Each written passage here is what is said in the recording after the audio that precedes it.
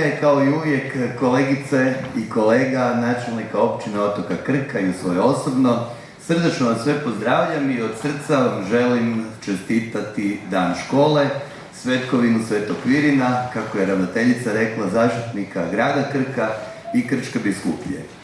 Čestitke i na svim postignućima koje je ova škola realizirala tijekom ove školske godine, 2023-2024.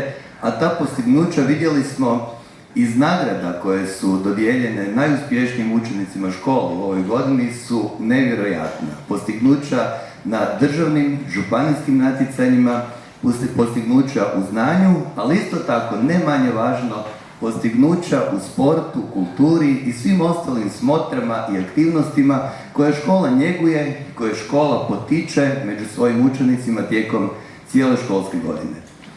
Ova škola poznata je po tome da razvija s učenicima prijateljstvo, da je otvorena, tolerantna, škola koja nije samo učenje, škola je puno više od toga. Škola koja na neki način motivira učenike na svakodnevnu aktivnost, na razvijanje prijateljstva među sobom i sa školom. Upravo je to ono što je škola 21. stoljeća.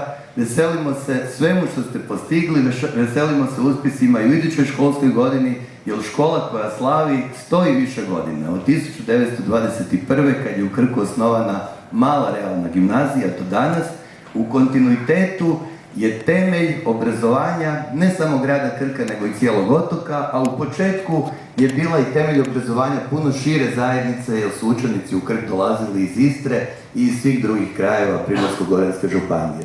Dragi učenici i učenice, dragi profesori i profesorice, sretan Dan škole i svako dobro.